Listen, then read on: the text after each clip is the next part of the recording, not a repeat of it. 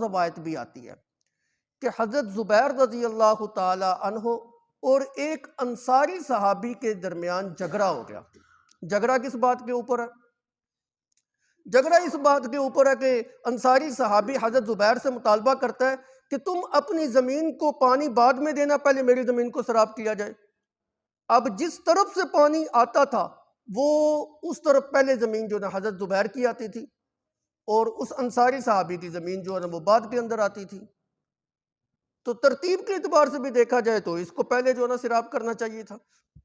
چنانچہ ان کی لڑائی جو ہے نا وہ مقدمہ نبی صلی اللہ علیہ وسلم کی عدالت کے اندر وہ دونوں لے کے آ گئے۔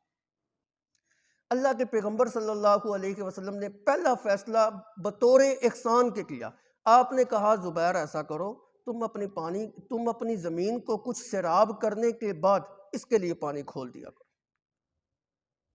اب اس آدمی کے منہ سے یہ نکل گیا کہ زبیر تو نبی صلی اللہ علیہ وسلم کے پھوپھی زاد بھائی ہیں، اللہ کے پیغمبر نے اپنے رشتہ دار کی تائید کی ہے، طرفداری کی ہے۔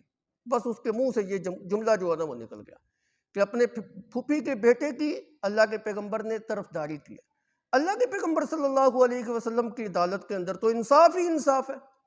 آپ کو جس وقت یہ بات پتہ چلی نا، آپ نے ان دونوں کو دوبارہ بلایا اور آپ کو بڑا غصہ بھی آیا، دل بھی دکھا کہ اس نے میرے بارے میں کیسی رائے جو ہے نا وہ قائم کی ہے۔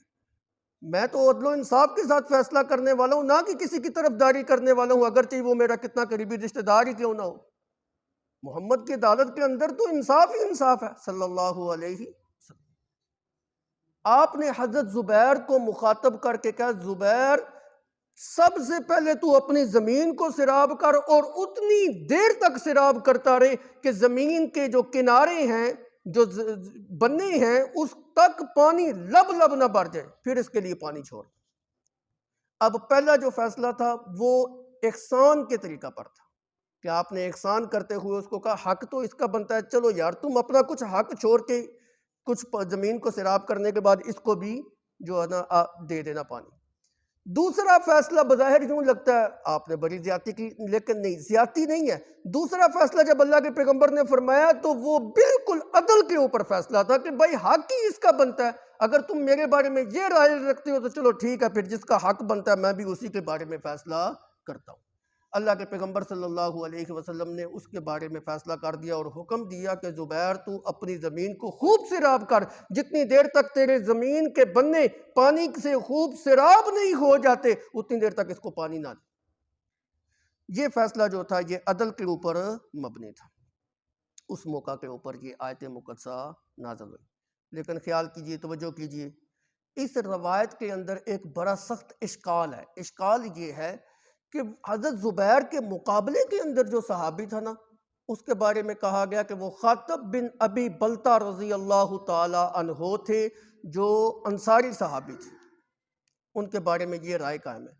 اب ضمیر گوارا نہیں کرتا کہ محمد الرسول اللہ صلی اللہ علیہ وسلم کا صحابی ہو، اور ہو بھی انصار میں سے، اور ایک ایسی چھوٹی سی بات کے اوپر نبی صلی اللہ علیہ وسلم کی عدالت کے اوپر وہ تان کردہ ہو کہ آپ نے فیصلہ جو کرنے کے اندر اپنی پھوپھی زاد بھائی کی طرفداری کی ہے۔ اس بات کو ضمیر گوارا نہیں کرتا۔ یہ ایک بڑی الجھن تھی۔ اس بات کو حل کیا ہے تفسیر مزری والے نے۔ اس نے ایک روایت لے کے آئے تفسیر مزری والے، وہ کہتے ہیں کہ یہاں خاطب بن ابی بلتہ رضی اللہ تعالیٰ عنہ صحابی مراد ہی نہیں ہے، یہ کسی کو بیان کرنے کے اندر وہم لگا ہے، وہ مراد نہیں، بلکہ یہاں حضرت زبیر کے مقابلے میں جو دوسرا آدمی تھا جس نے نبی صلی اللہ علیہ وسلم کے متعلق یہ بات کی تھی کہ اس نے اپنے پھوپھی زاد بھائی کی طرفداری کی ہے، وہ آدمی منافق تھا، اور منافق کے بارے میں یہ آیت نازل ہوئی۔ پھر آپ نے ایک اور جو ہے نا اعتراض اٹھایا، آپ نے کہا جن روایات کے اندر یہ آتا ہے نا کہ خاطب بن ابی بلتہ مراد ہے، اس کے اندر یہ بات بھی لکھی ہوئی ہے کہ خاطب بن ابی بلتہ جو ہے نا وہ انصاری صحابی ہیں، حالانکہ خاطب بن ابی بلتہ رضی اللہ تعالیٰ عنہ انصاری نہیں مہاجر صحابی ہیں، وہ تو ہجرت کر کے آئے تھے۔ تو وہ کہتے ہیں دیکھو جس طرح وہ غلطی ہو گئی، اسی طرح ان کا نام بیان کرنے کے اندر بھی غلطی ہو گئی۔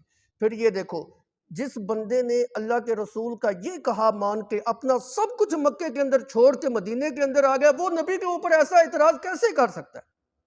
پھر نمبر 2، خاطب بن ابی بلتہ رضی اللہ تعالیٰ عنہ یہ بدری صحابی ہیں، عام صحابی نہیں ہے، تو بدری صحابی کی فضیلت تو اور زیادہ ہے، دیگر صحابہ کے مقابلے میں بدری صحابہ کی فضیلت اور زیادہ ہے کہ اللہ نے ان کو جنت کی بشارت جو ہے نا وہ دے دی، خوشخبری جو ہے نا وہ سنا دی، لہٰذا یہاں سے مراد جو ہے نا وہ صحابی ہے۔ اللہ رب العزت نے فرمایا فَلَا وَرَبِّكَ لَا يُؤْمِنُونَ، یہ جو لا ہے نا، لا، بعض مفسرین